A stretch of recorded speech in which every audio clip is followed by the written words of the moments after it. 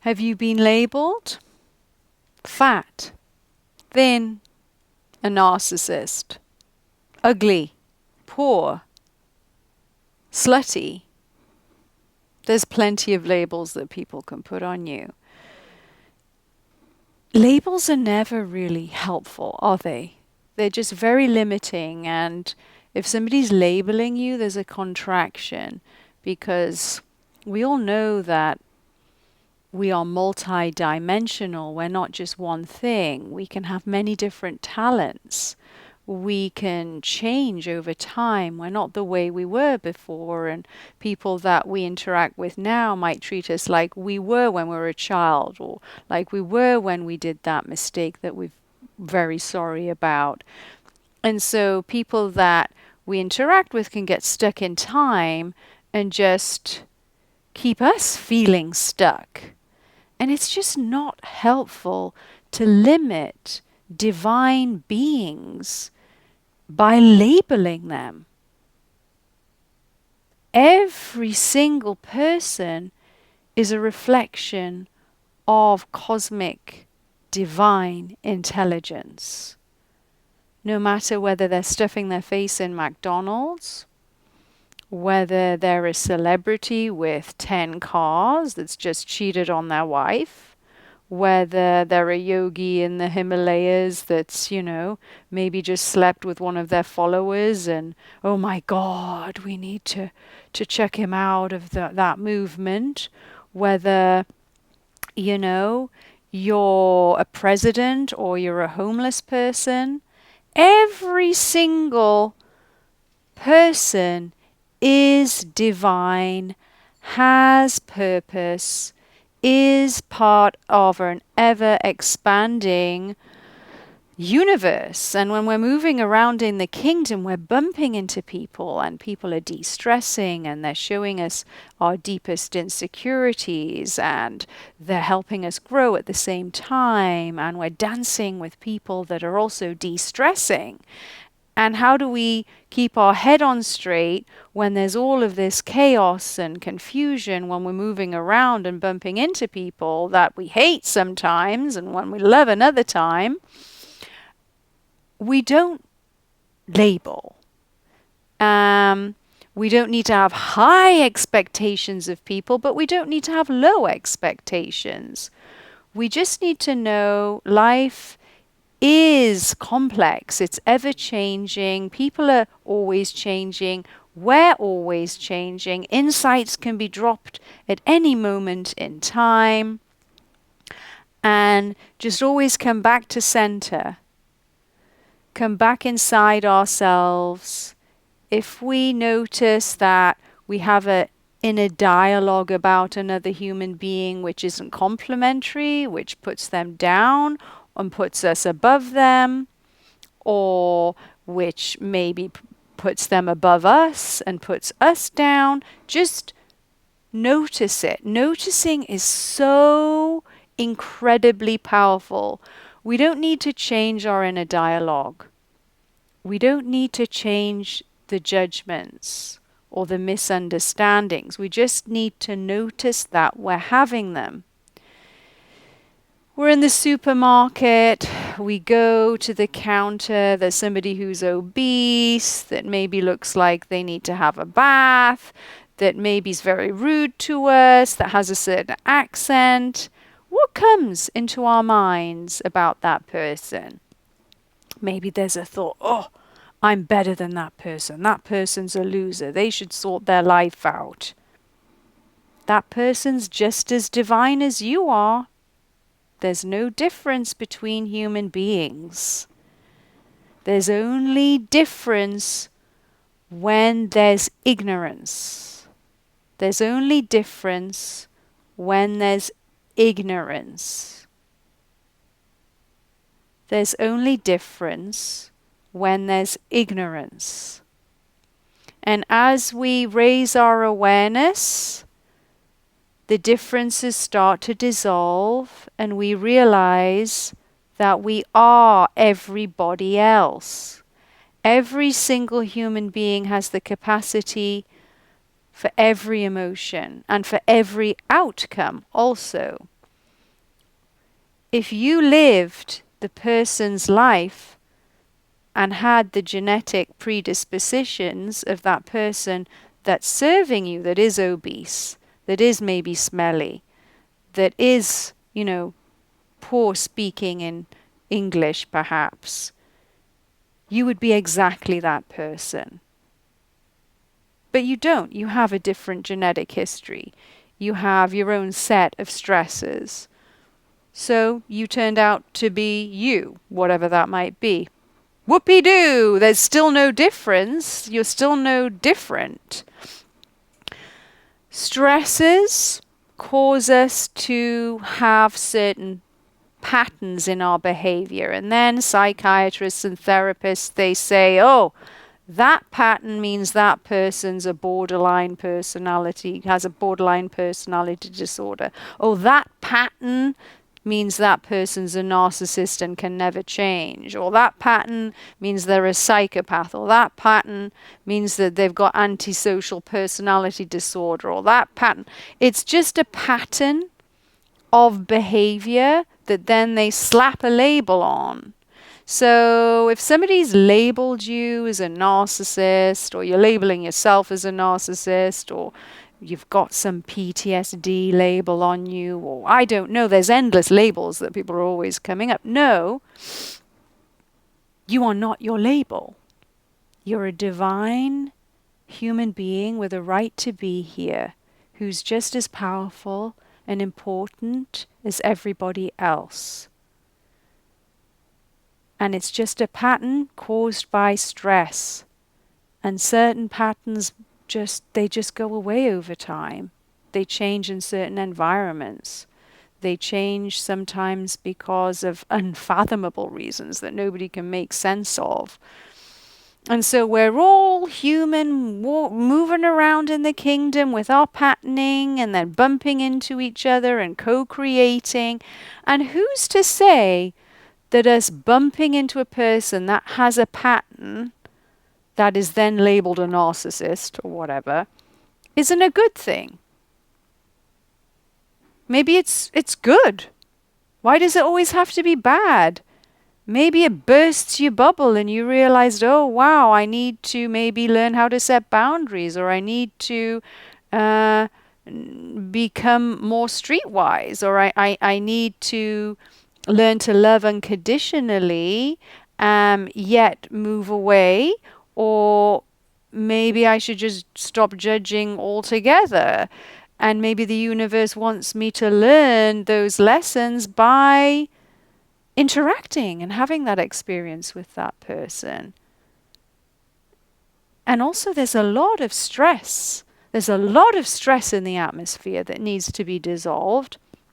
And when that stress is exiting out, it causes these patterns in people. It's a good thing. It's always better out than in. So as the whole world is de-stressing, there's going to be a lot more of these patterns showing up in people. There'll be a lot more of these disorders, but disorder leads to order.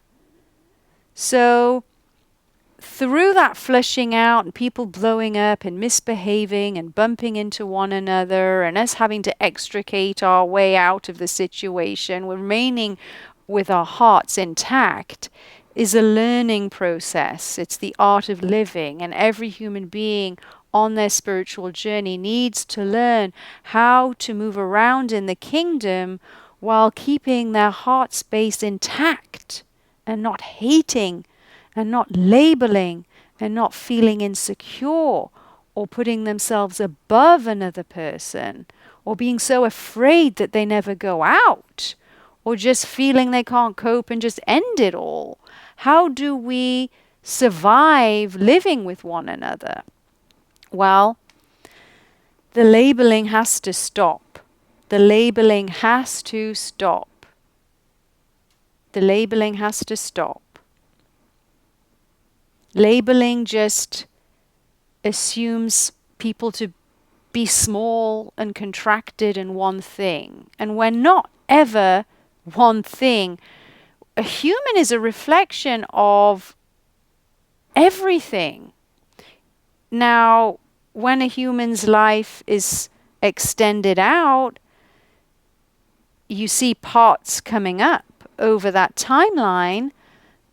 But if you collapse it all back, they're everything. So they have everything within them latent, so it doesn't necessarily come out, or sometimes it comes out. Everybody has the possibility to do terrible things and good things and everything in between, depending on the stress in their body, their parents, their culture, all sorts of things.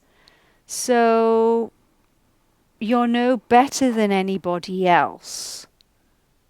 And you really have no place to judge anybody else. And it's old news. Labels are old news. It's so outdated.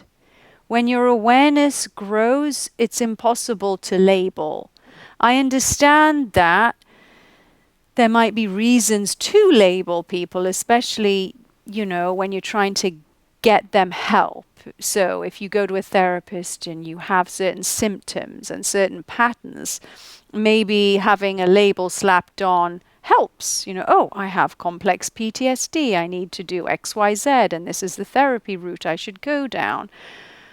But also know that you're much more than having complex PTSD, and you can always change. And all of that stress that causes the complex PTSD, for example, can be transmuted into higher states of consciousness if you're very gentle and patient and don't see it as a bad thing. And also these patterns can have good, useful traits too. I mean, if you have a certain numbness and a certain psychopathy, you can be a very good surgeon, for example. If you have complex PTSD patterning, you might have heightened states of empathy, which is very useful. And you might have experienced a lot of trauma and learned to transmute it, and that means you're in a higher state of awareness. If, you have narcissistic patterning, I don't like to label, maybe you're very, very outgoing and that leads to good business opportunities and you make people laugh. And it doesn't mean that somebody who's funny or outgoing needs to be labeled like that. And you cannot label people, actually. You cannot label them because they're never just one thing. And you can't just say, okay, this is our group of narcissists. This is our group of homeless people. This is our group of, borderlines. They're all moving around. They're very complex internally. You cannot just stuff a whole population into certain boxes. Humans are so beautifully complex and ever-changing, it's just not going to work. I understand maybe to get certain therapeutic models assigned to help people, fair enough, but there is a danger, though.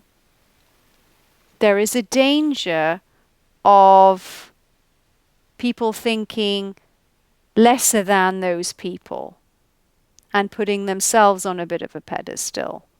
And the only healing that ever happens when you come in front of another person in any therapeutic space is if there's no judgment and no labels. Because on a finer level, that person, that patient or that client will always sense that they're being judged, that they're being labeled. And you have to remove the judgment, you have to remove the labels to create a healing sacred space and for a real expansion and a co-creation to happen. And so that's why it's just danger. It's a dangerous place to be when consciously or unconsciously you're creating that separation between you and another person. And so just notice when you're doing it. Notice it.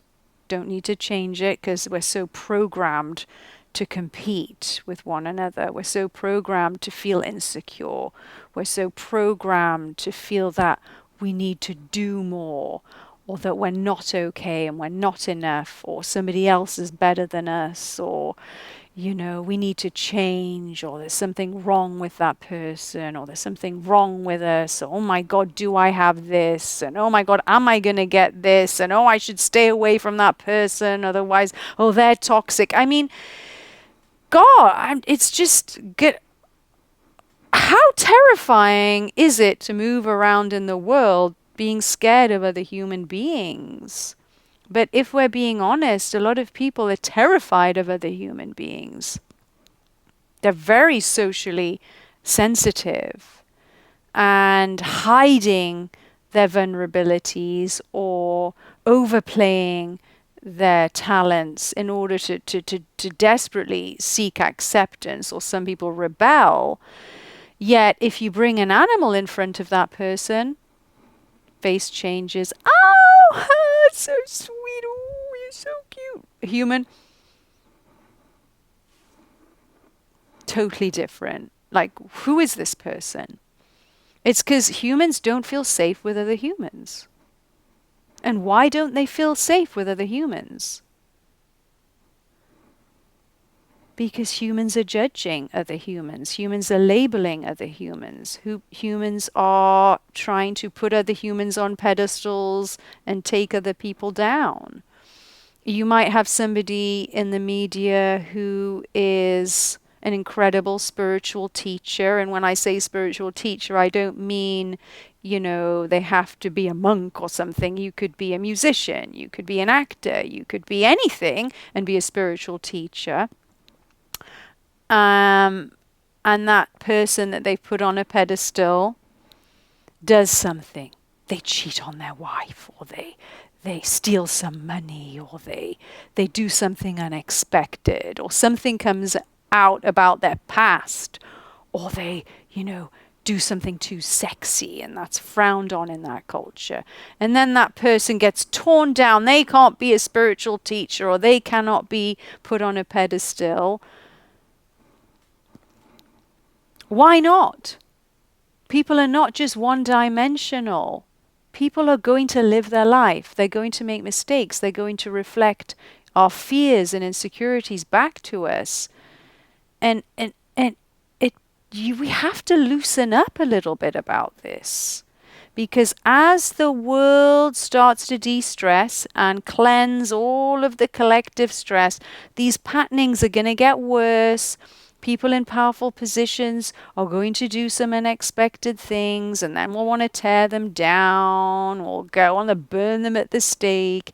It doesn't mean that we have to destroy everything they did before. It doesn't mean that they weren't good or didn't do good things. It just means they're human.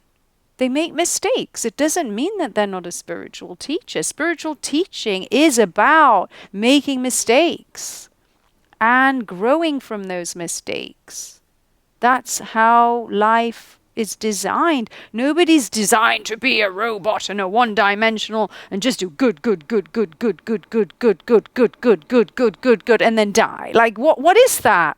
Like, why enter a body? Good, better, good, spiritual, good. No, it's like good, mistake, good, bad, good. That's it's like a good, and then maybe nothing, and then back on the horse and good. Why is everybody expected to be perfect? Nobody's perfect. It's cruel. It's cruel to put somebody in a box and say you have to stay in that box, and if you ever move out of that box, we're going to burn you at the stake. And when you can't accept the humanity in other people, you can't accept it in yourself. It's limiting. It's tiring. It's debilitating. It's inhumane. It's just not evolutionary. I'm not saying that, if somebody does something absolutely terrible and is seen molesting children, that they don't, there's not consequences to that. But even if that happened, that person is not just a child molester. Nobody is not just one thing. And that's very hard because we want to just put things neatly in box. They're the good people and they're the bad people and they're the, the successful people and they're the unsuccessful. And we just like to kind of slice up the world and put things into boxes so we can feel safe. That's not how it actually is. It's never black and white. You're not black and white. Your mum's not black and white. Your dad's not black and white. Your teachers are not black and white. Your leaders are not black and white. Nobody's black and white. Everything has the capacity to be anything at any moment in time. And maybe you're lucky. Maybe you haven't had a lot of stress move through your system and you don't have a lot of negative patterning. But also what I'm noticing in this new age is that people's realizations and their higher states of consciousness are almost separate completely from their activity. So you might have somebody who's moving around doing things that are maybe odd, but doesn't mean that they're not in a higher state of consciousness. We can never tell, looking at another person or even looking at their behavior, what state of consciousness they're in. You can't do it. You don't know. So somebody might be presenting as super spiritual, but I don't know, may or may not be true. And in my heart, I think that everybody is divine. And I've said this before, it's just a matter of time, and everybody's stressing or not stressing at different points in their timeline. And so I wanted to just bring this to people's attention. Where are you labeling other people? Where are you limiting other people? And also, where are you labeling yourself? And where are you limiting yourself? What labels have you put on yourself? For example, I'm a mother. I'm 50 years old. I've been diagnosed with borderline personality disorder. I have an illness. And how small does that make you feel? You're not just a mother who's been labeled with borderline personality disorder, who's overweight, who, maybe has got a divorce. I don't know, divorce. You're a divine human being, and there's endless possibilities. And you're here through your life journey to transmute a lot of stress. And through the transmutation of that stress, you help humanity just by, maybe you collapsed on your bedroom floor crying your eyes out because 2 men have left you and you've been left with these kids and you're overweight and you think, well, I'm not being any use to the world and I can't even look after my kids and I hate one of them anyway. And you collapse into the horror of your life and go really, really, really deep into that horror. And then manage to extricate yourself out and make the kids some dinner. And just through that extricating out of that horrible place, you dissolve some stress for yourself and the world, because nothing is just yours. No stress belongs to just one person. Stress is always shared. Everything's shared. You're never on your own. If you're that mother on the floor, and I'm just using that as an example, and you collapse into that, you cry your eyes out, and then you feel better, you've done a social service for the world. And you've helped everybody else who is feeling like they couldn't go on, and they were exhausted, and they were fed up. And a little less exhaustion and fed upness is in the collective consciousness because of that. And so everybody, through living their life, is of service. Everybody, through living their life, is of service. Everybody, through living their life, is of service. The person that's overweight, can't speak English very well, looks a bit downtrodden, maybe he's going to get fired at the end of the day because they've been smoking too much weed anyway and like not doing their job. That person's of service. Everybody's of service. People don't need to be entrepreneurs and setting up the big next thing and to be of service. We always think, oh, I need to, go out and change the world. You change the world just by learning how to be with the stress that you've been given and to not give up. That's how you change the world. You don't have to do these extravagant things. Some of the gurus in the caves, nobody ever sees them, and that's all they do is they sense into the collective stress and they dissolve it. Nobody knows who they are. Nobody needs to know who they are. There's a lot of tantric practices that go on outside of our awareness. And so just opening our minds up to the possibilities that we could be of service, even our life itself, no matter how terrible it is or how wonderful it is of service. And we don't need to label another person, oh, that person's a loser, their life's crap, and they fucked it, they messed it up. Oh, need to delete that one. Oh, look at that person, their life's a mess, they're a loser. No, no, no, no. Everybody's of service. So this is a call out to stop labeling and to love yourself and to love and see the divinity and the cosmic intelligence in everybody that you interact with, no matter who they are.